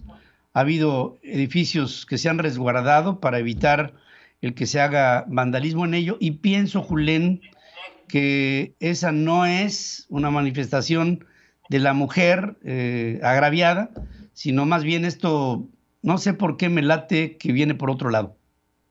Lamentablemente sí, hay estos excesos que por supuesto no ayudan al movimiento de las mujeres. Y yo creo que las mujeres pueden, como lo han demostrado en varias ocasiones en distintos lugares, manifestarse, sí, con la fuerza, con la firmeza de sus exigencias, pero sin generar la violencia, sin llegar a eso, porque también el afectar a terceros en sus personas o en instalaciones o en mobiliario urbano, pues no es tampoco lo que debiera de ser. Yo creo que eso nadie está de acuerdo con que suceda. Lo que sí es que pareciera que hay grupos, pues claramente que se meten a este tipo de manifestaciones para generar vandalismo, generar el caos y a lo mejor incluso hasta desacreditar el movimiento genuino que las mujeres hacen. Me parece que eso también podría ser para tratar de que la población pudiera enderezar una suerte de ataque, por lo menos ideológico, contra este movimiento de las mujeres que por supuesto tendríamos que respaldar todos, ¿no? Por supuesto que sí, es una causa de todos, y yo pienso que una sociedad desarrollada es una en donde los problemas de género no tendrían por qué serlo. Estamos en el siglo XXI, tenemos que evolucionar hacia algo que erradique al machismo, ya esta condición de segregación que pone a la mujer en una condición compleja. Tenemos madre, tenemos hermanas, tenemos esposa, tenemos hijas. ¿De qué estamos hablando? Este país tiene que avanzar. Julián, te mando un abrazo y como siempre, con mi agradecimiento por estar aquí. Al contrario, Pedro, un abrazo para ti, un abrazo para todo el público y bueno, pues ojalá las celebraciones de mañana realmente procuren dignificar pues la condición, la vida de las mujeres, no tengamos los hechos bochornosos que a veces dan por grupos que pareciera que se infiltran y bueno, pues estar en la condición de seguir apoyando a las mujeres en todas aquellas iniciativas que puedan dignificar su vida, su condición, digamos que su naturaleza y por supuesto su desarrollo integral dentro de nuestra nación. Muchas gracias, Pedro, por la oportunidad. Así lo deseamos. Así lo deseamos, querido Julián. Te mando un abrazo a ti también. Julián Rementería, al frente de los trabajos del PAN en el Senado de la República. La entrevista con Pedro Ferriz de Con. Central FM. Equilibrio.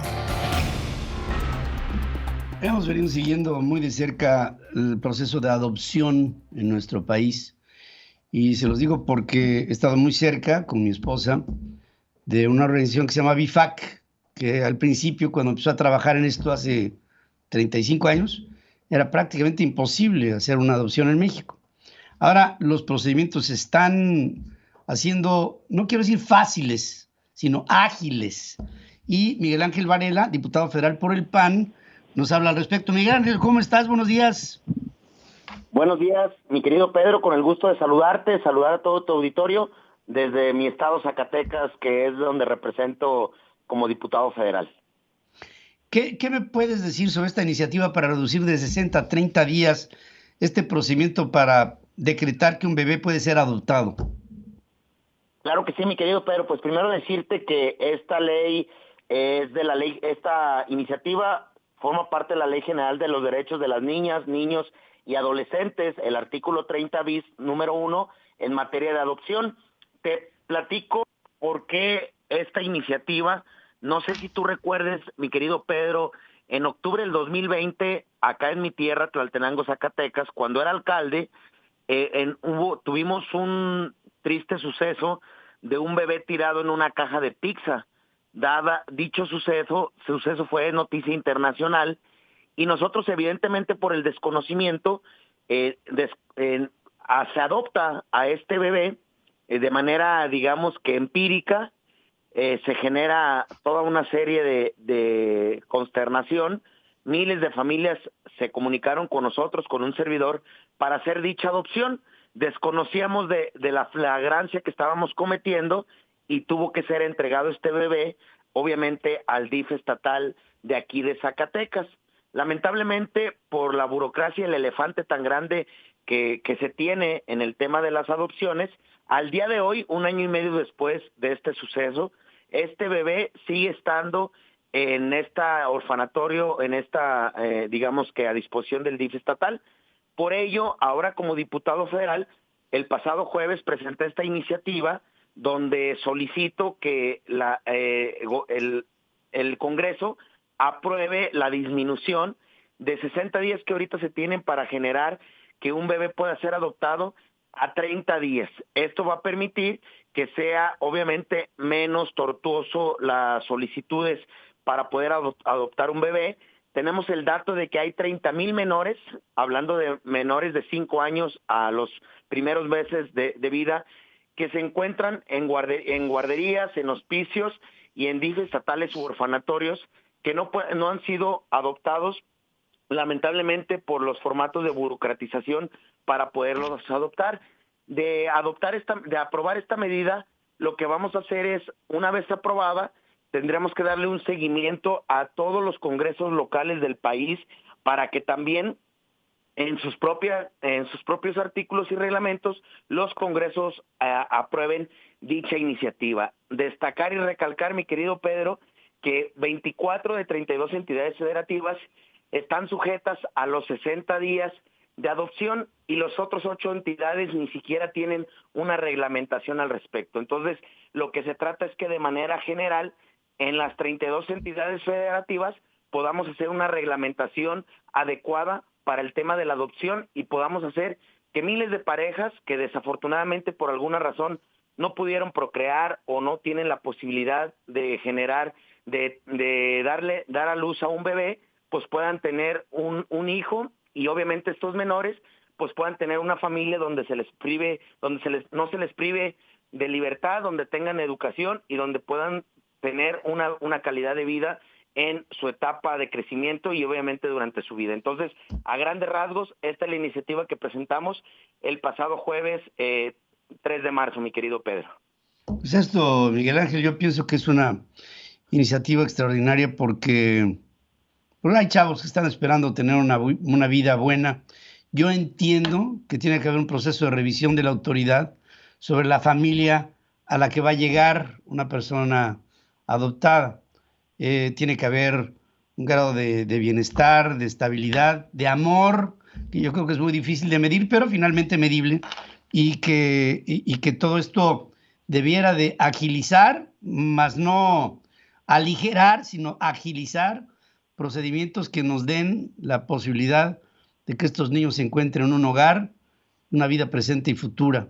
Es lo que deseamos para todos, y desde aquí mi respeto al trabajo que están haciendo Miguel Ángel Varela. Espero que todo esto se consolide y cuando esto sea, podamos otra vez hablar de este resultado, que espero sea pronto. Así es, mi querido Pedro, es una iniciativa loable, humana, sensibilizadora, pero sobre todo real, porque es una problemática nacional que aunque no pueda ser como parte, digamos que del escalafón de iniciativas prime time, créeme que es una iniciativa que busca consolidar el que no se pierda los valores, el tejido social en las familias. Hoy día tan lamentable, con tanto suceso que estamos viviendo de inseguridad, de situaciones de violencia, yo creo que tenemos que generar también condiciones para que las nuevas generaciones y evidentemente estos menores que por alguna razón fueron suspendidos de su familia o lamentablemente privados de tener una familia desde su nacimiento, pues puedan generar esta situación. Dado también destacar, mi querido Pedro, que esta iniciativa pues mueve corazones y mueve sensibilidades.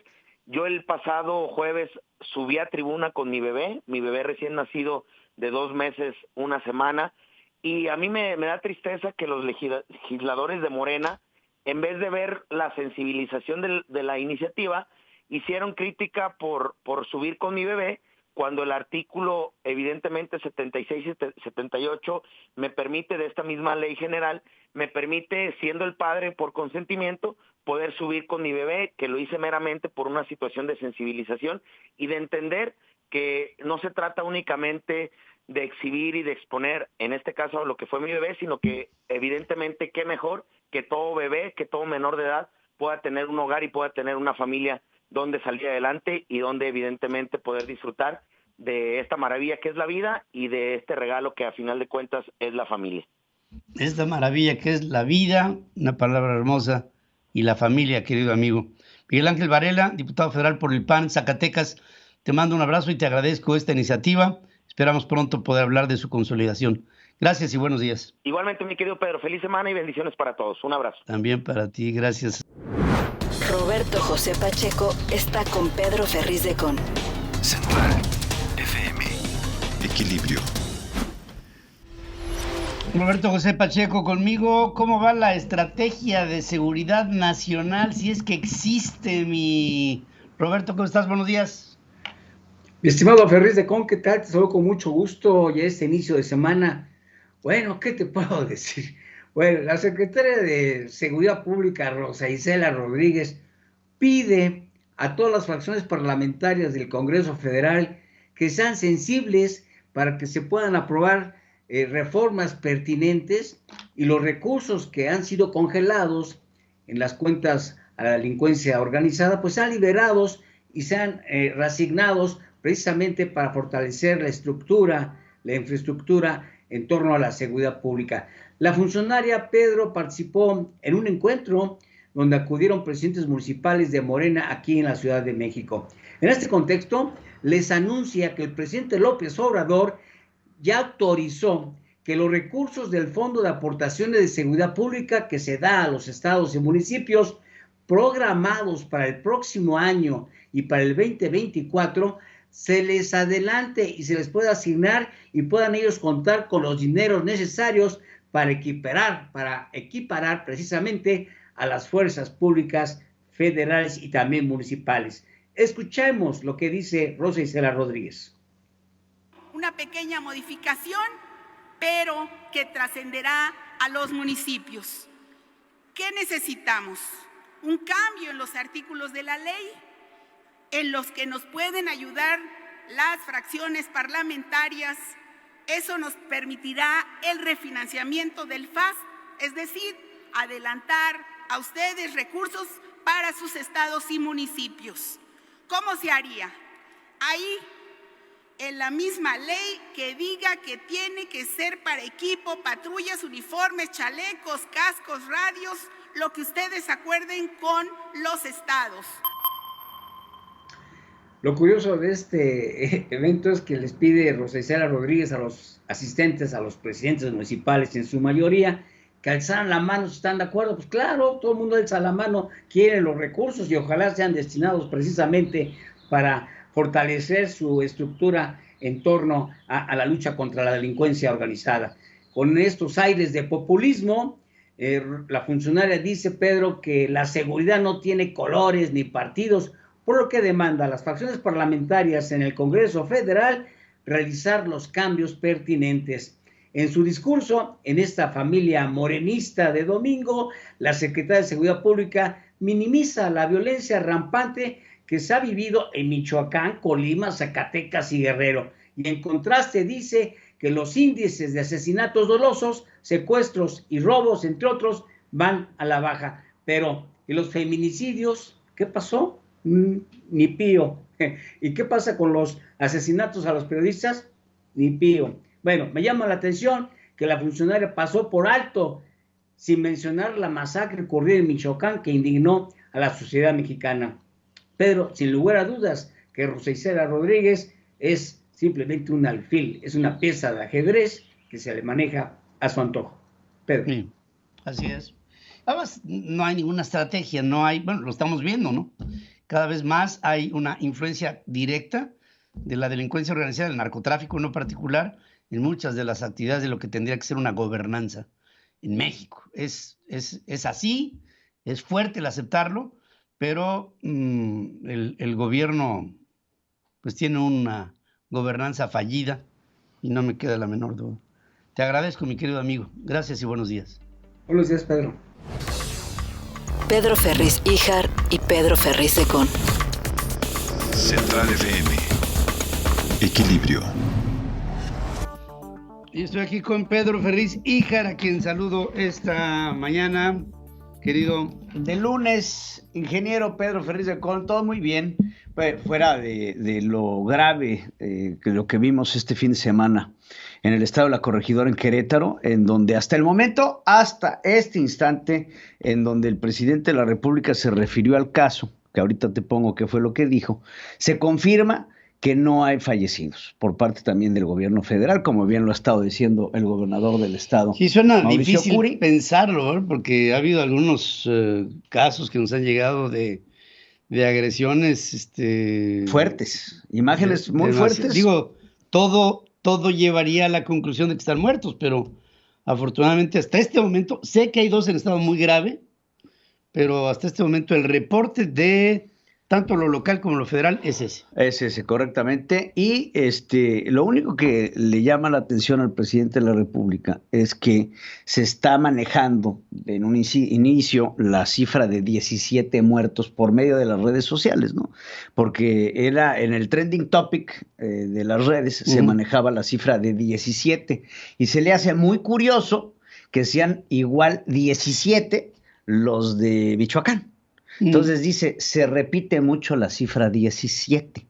Eso es lo que dice el presidente, aunque después confirma que pues no ha habido tal cosa. No, ahora, gran parte de la conferencia mañanera se habló del tema de Michoacán, se habló un poco del tema de Querétaro y de ahí nos fuimos al Tren Maya, etcétera, etcétera, y poco se habló del caso de Alejandro Gertz Manero, pero sí lo llegó a tocar el presidente de la República y me gustaría iniciar esta sección escuchando qué fue estos audios que se filtran de Alejandro Gertz Manero, fiscal general de la República, hablando con una persona del Poder Judicial de la Federación, pues poniéndose de acuerdo para este caso en específico que involucra la muerte de su hermano y su viuda. Escuchemos. Hecho el estudio y todo, no es cierto. Ahora mire, ahorita yo creo que decirle todo eso es inútil, el tipo lo va a presentar. Sí, porque además, le digo que muy arrogante, pues yo, lo más que les espero el viernes. O sea, digo, eso no es, nada agradable. No, es que ya se volteó completo. Sí, no, totalmente, doctor. Ni decirle nada. Mejor litigarlo. Yo sí tengo la certeza, y eso no sé si usted la comparte conmigo, que muchos de los ministros no van a aceptar eso, ¿eh? Sí, yo también. Y lo van a regresar, y se lo van a dar a otra gente. Muy bien, pues vamos a ver qué dice Víctor, porque él sí tiene una situación de la chingada, ¿eh? Sí, no, sí, pues él es su amigo. Y él sabe todo lo que te prometió. Sí, y él sabe, él conoce el asunto.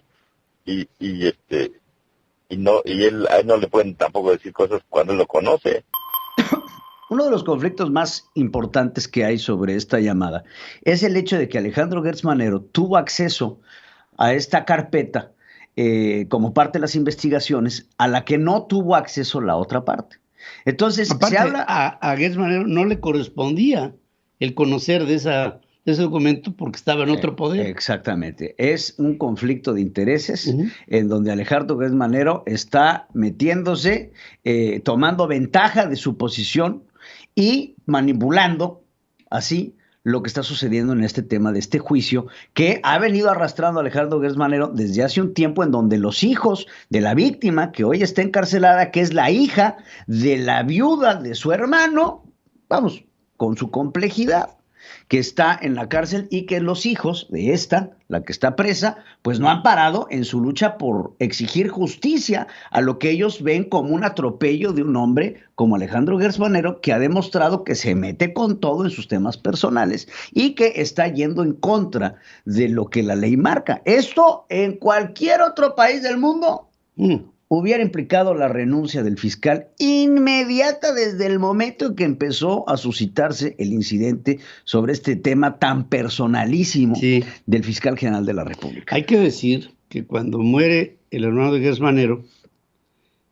Manero se encarga de quitarle a la pareja de Gertz Manero, que no era, digamos, su esposa oficial, pero... No estaban casados, pero llevaban un periodo importante de concubinato. 30 años. Que ya le da por ley por supuesto, los mismos derechos. Bueno, le quita los bienes del hermano y se los queda a él. Exacto. Entonces, ante esto, que ha resultado ser un escándalo de magnitudes importantes, ¿qué fue lo primero que hicieron en la Fiscalía General de la República? Tratar de minimizar el delito del fiscal sobre lo que presuntamente sería un delito en el espionaje de la llamada.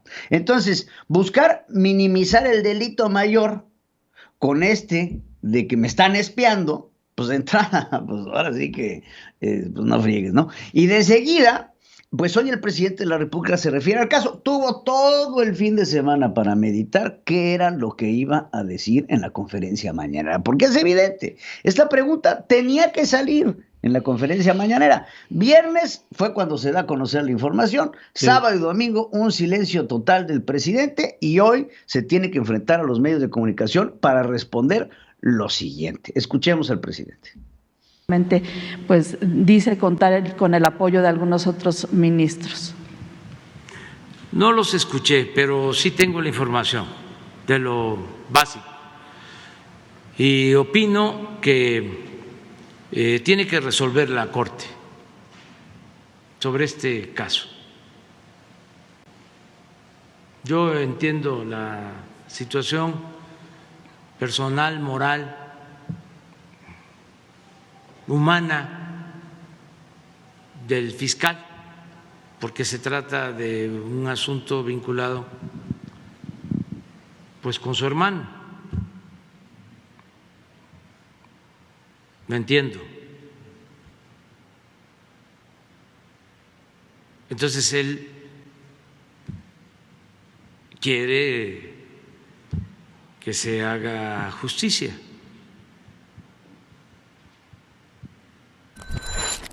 Así lo dice el presidente de la República. Yo lo entiendo al fiscal, porque se trata de su hermano. Lo que el presidente al parecer no entiende es el concepto de conflicto de intereses. Entonces, el fiscal quiere que se haga justicia, pero hay que acordarnos una cosa, ¿eh? La justicia en México es lo que dictaminen ellos.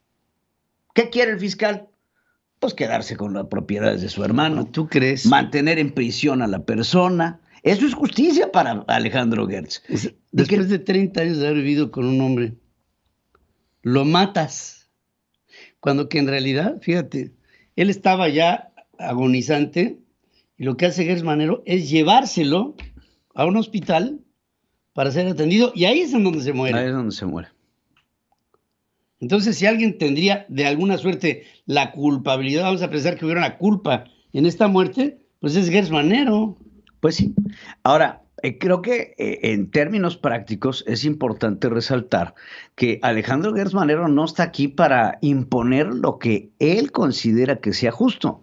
Y el presidente no está ahí para solapar lo que él considere que es justicia. Así no funciona la ley.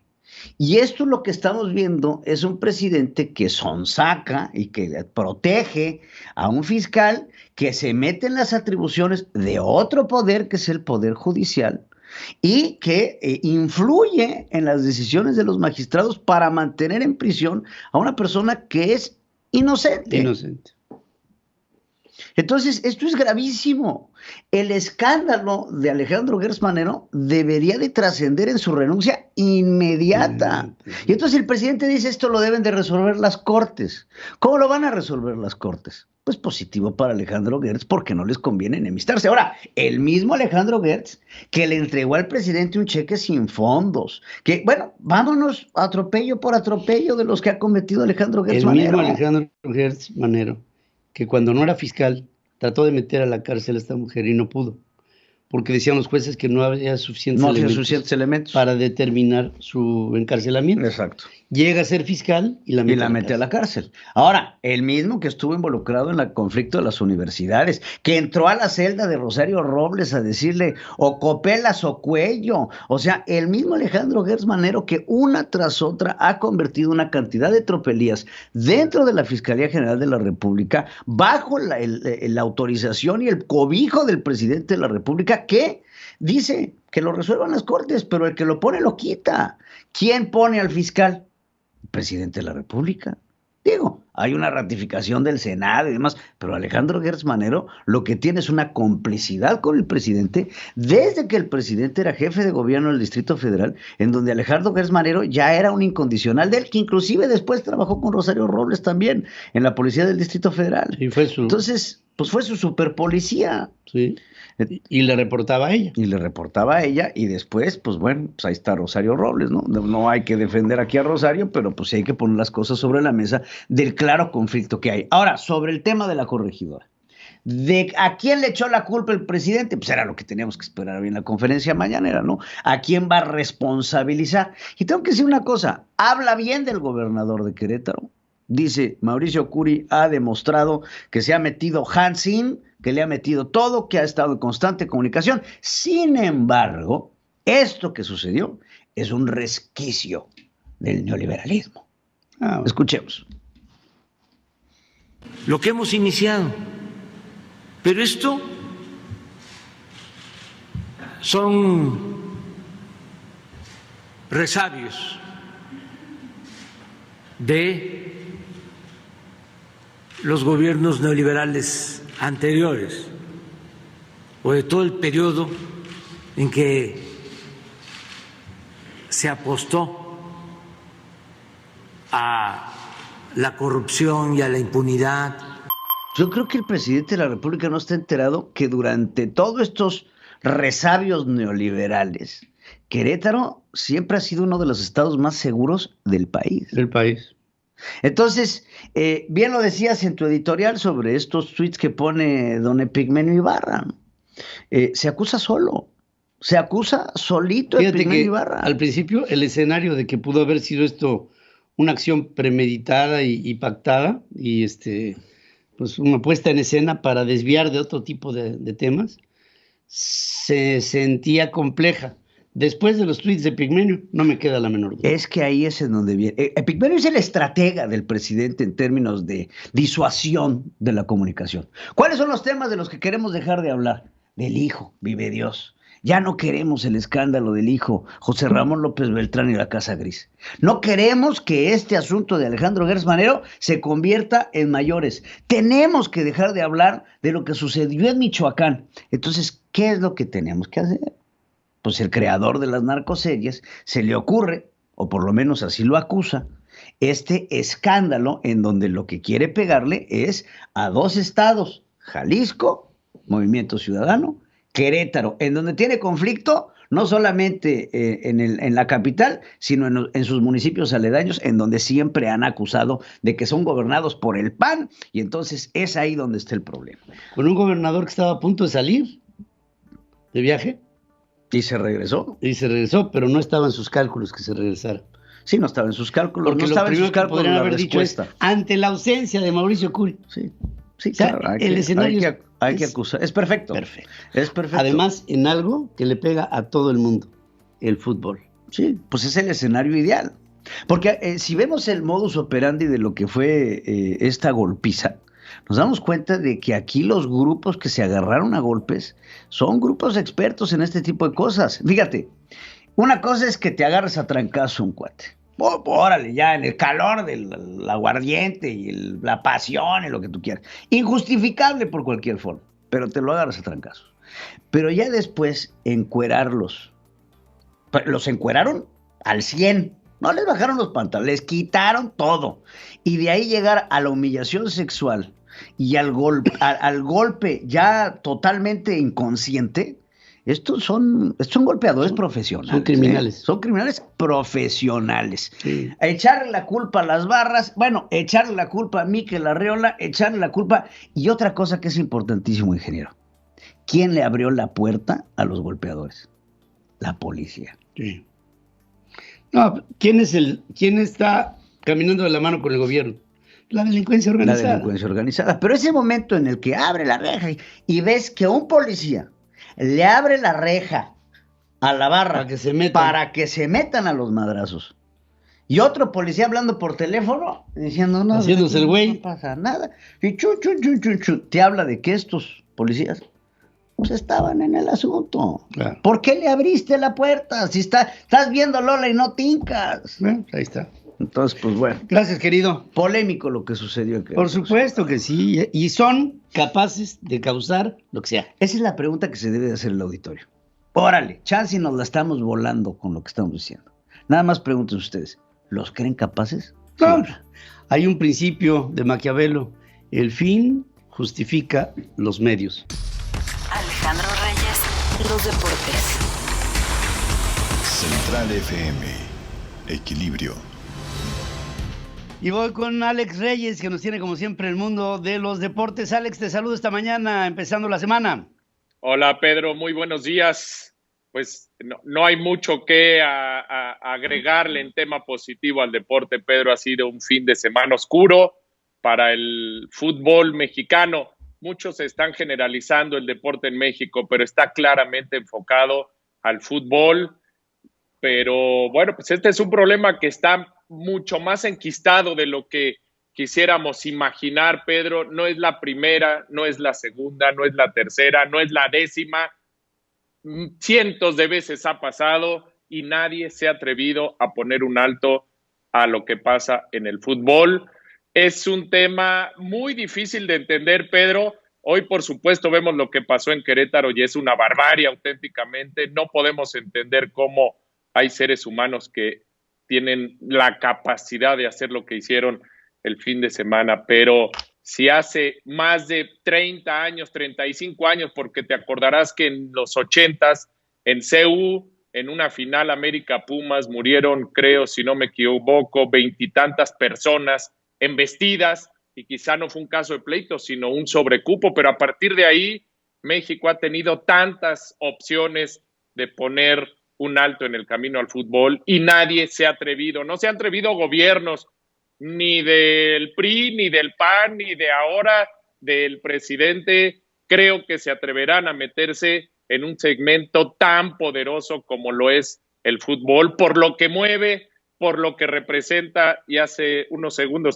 antes del corte lo decías, por lo que representa el fútbol para México. Ojalá que Mikel Arriola tenga tantitito valor, Pedro, de enfrentarse a sus propios dueños, que esa es otra parte. A Mikel Arriola lo pusieron los dueños del fútbol, difícilmente meterse contra los más poderosos, porque hoy hablamos del Querétaro, pero el año pasado fue San Luis y hace 2 años fue el Estadio Azteca y CU y el Estadio de Mazatlán y el Estadio de Santos, de Monterrey, de Tigres. Casi en todos los estados del país ha ocurrido algo así y siempre hemos hablado solamente de un par de partidos de veto, un par de sanciones, multas económicas. Hoy Mikel Arriola tiene en sus manos la posibilidad de marcar un antes y un después. ¿Se atreverá? Es la pregunta. No estoy tan seguro, pero para mi gusto, Pedro, lo que tendría que ocurrir es desafiliar al equipo de Querétaro, suspender o expulsar de este torneo o durante algún tiempo importante a Atlas, porque también sus aficionados, aunque terminaron siendo víctimas, hay muchas imágenes que representan que ellos también fueron provocadores de lo que vimos el sábado en el Estadio de Querétaro. Desaparecer las barras, bueno, eso se tendría que haber hecho desde hace varios años y nadie se ha atrevido porque forman parte de las estructuras de los equipos, Pedro. Muchas directivas les regalan boletos, les ponen camiones, les dejan vender incluso hasta cervezas, como se ha demostrado en el estadio de CU, con tal de tenerlos a su lado y de que puedan apoyar a su equipo. Es un mal muy profundo y que hoy el fútbol mexicano tiene en sus manos atacar este mal de raíz. Ojalá se logre, Pedro. Esperemos a mañana, que es la reunión de dueños de los clubes, no los presidentes, los dueños, y ahí veremos a Emilio Azcárraga, a Ricardo Salinas Pliego, a Alejandro Iraragorri, a Grupo FEMSA, a Grupo Cemex, a muchos de los empresarios que se están dando un balazo en el pie al permitir esto que está ocurriendo en el fútbol mexicano. Ya veremos, Pedro. Creo que más allá de esto, pues hay poco que decir del deporte. Lo haremos a lo largo de la semana, pero hay que estar muy atentos. Nadie se ha atrevido durante décadas a meterse al deporte que mueve masas y muchísimos millones de pesos. A ver si esta es por fin la ocasión de poner un alto ya. Y si hay que suspender el fútbol, no pasará nada, Pedro. La vida tendrá que seguir, pero hay que tratar de encontrar una respuesta para detener esto, que incluso se habla, y tú lo decías, crimen organizados, mafias, detrás de estos vándalos que estuvieron y que han estado a lo largo de los años inmersos en los equipos de fútbol, Pedro. Tristemente, Alex. Pedro Ferriz de Con. En Central FM Equilibrio. Primera emisión. La revolución del intelecto. Hasta aquí llegamos con esta primera emisión. Hoy, empezando la semana, les agradecemos y les invitamos para que se queden con nosotros en las redes sociales. Habrá mucho de qué hablar a lo largo de esta jornada. Gracias. A nombre de todo este equipo se despide usted su amigo Pedro Ferriz de Con. Buenos días. Hasta aquí presentamos a Pedro Ferriz de Con. En Central FM Equilibrio. Primera emisión. La revolución del intelecto.